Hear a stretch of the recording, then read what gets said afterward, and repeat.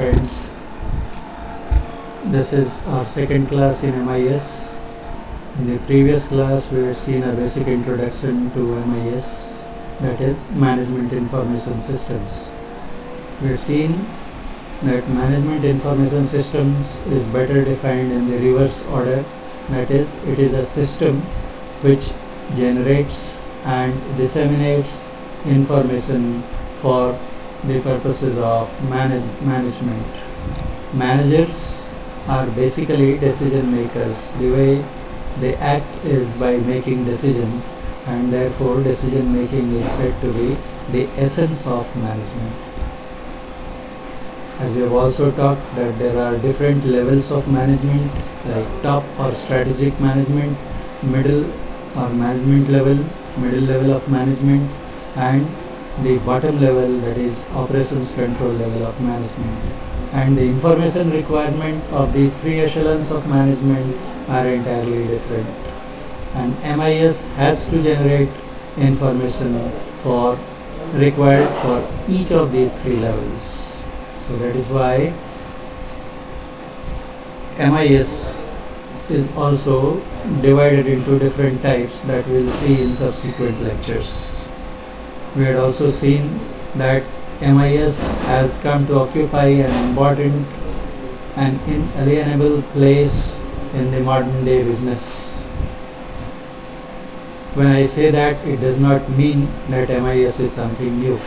In fact, the history of or the inception of management MIS goes back to when the first business came into being, the first shop was opened. Your generation might not have watched those movies, but in our and older generation movies, we used to have, say, Munimjis who had a Bahi Khata, Munimji with very high-powered spectacles, glasses. They would note down something in that revenues and expenditure, Bahi Khata, what they call it to be. And in some of the shops, outside the shop, there used to be Sujhav Pustika or suggestion box also, where the customers could put in their suggestions.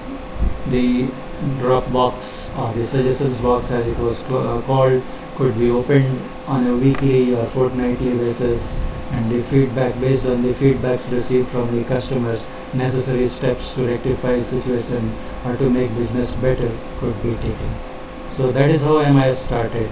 But the age we are living in, the form of MIS has undergone a major transformation, so that now an MIS cannot be conceived without a computer. We will see why in a short while. So what we are going to discuss in today's class is that what is the need of MIS? Why MIS? Because we are mining engineers and we are studying this subject of MIS. What makes it compulsory for us as mining engineers or managers to study this subject? So the rationale of the subject, that is, we are going to discuss in this class. So let us move on to the first slide.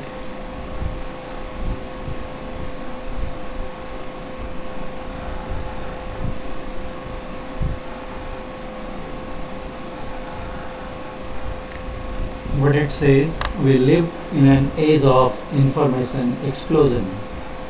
As mining engineers, you are very well familiar with the term explosion and how it is different from burning or deflagration. What decides or what differentiates an explosion from a normal burning is the speed, the pace at which, or in the time span within which energy or gases are released. Explosion involves the release of huge quantities of energy or gases within a very, very short span of time. We can call it almost instantaneously. That is what makes it different from normal, ordinary burning. Here, what we are talking of, information explosion. So what does it imply? That we are living in an age where information is getting of very diverse types in all the walks of life, is getting generated at an extremely fast pace, so that manually it becomes impossible to keep track of all the information that is generated. and therefore handling information, sifting out knowledge from the available heap of information has become a task to deal with. And therefore, especially if you glance at the employment scenario in developed countries, you will find that a major chunk of those employed in USA, Europe and many other developed countries, they are what are called knowledge workers. That is, they work upon knowledge, they work with knowledge, they deal with knowledge. And knowledge comes from information, information comes from data. So first we have to collect data, and that data has to be what we'll say mined or rummaged through, so that from that huge dump of data we could extract something which is of increased value to a particular field humanity is concerned. So that knowledge workers have come to occupy central stage of employment.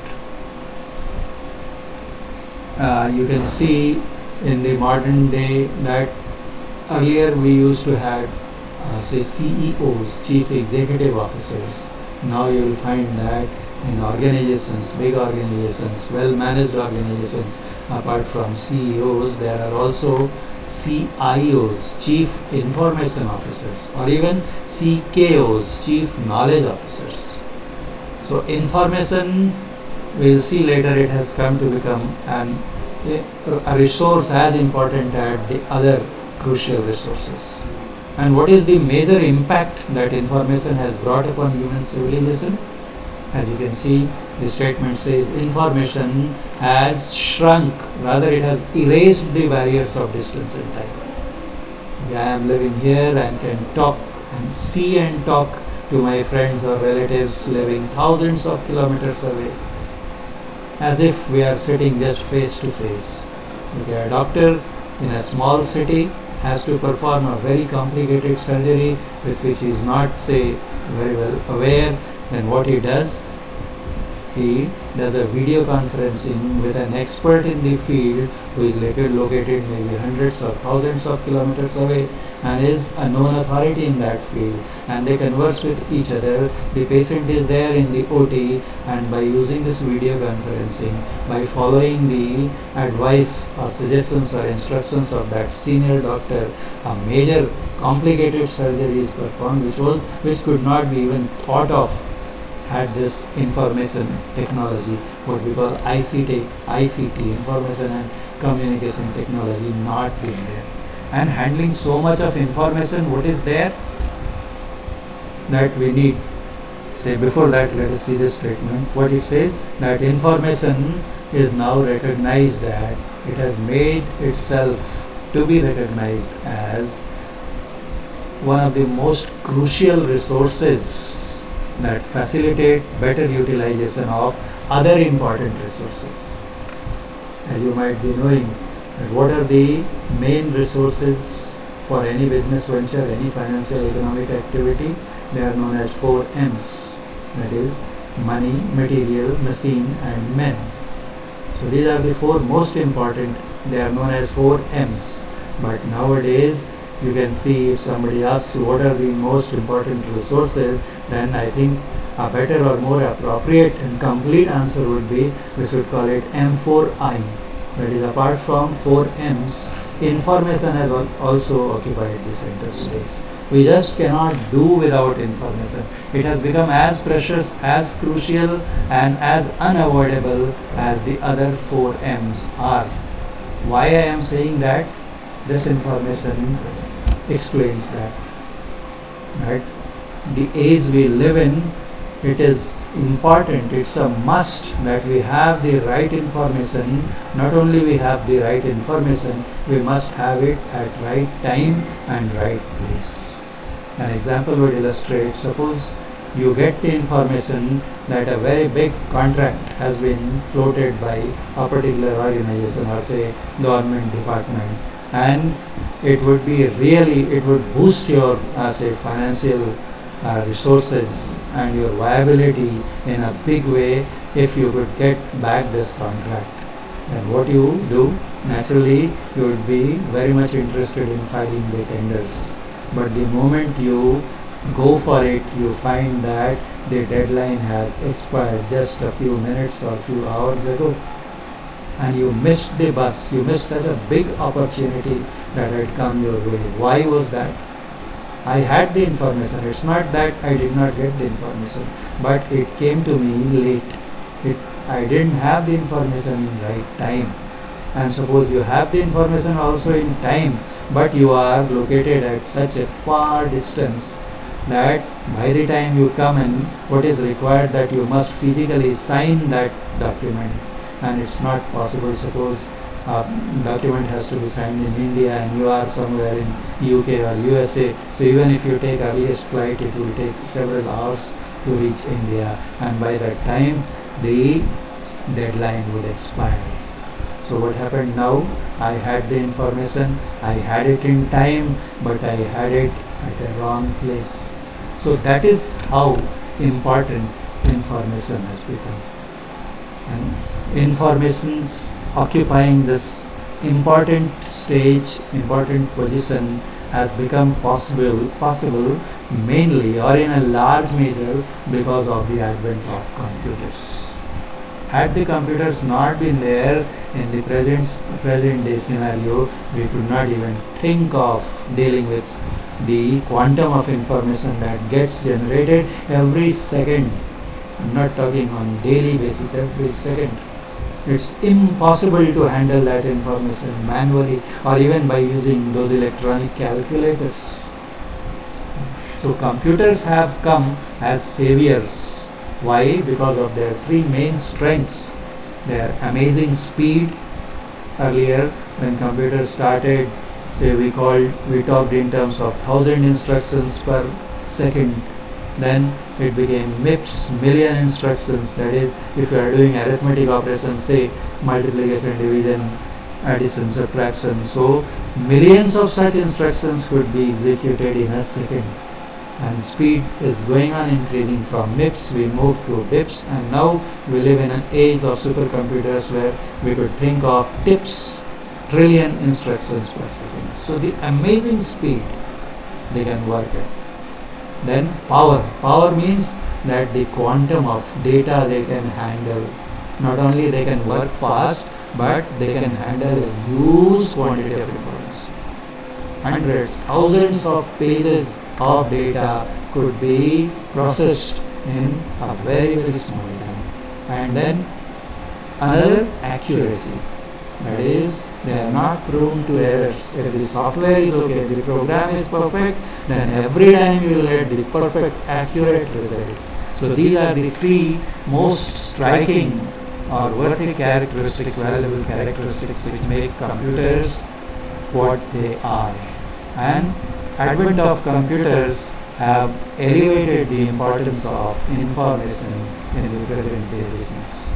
And therefore, what is said, this important is this statement is of utmost importance. What it says, managers who don't have the ability to use computers, that is, those who are occupying managerial positions and are not conversant with the use of computers, are not aware of the various apps or software, popular softwares that are available in computers, then what is the threat they face?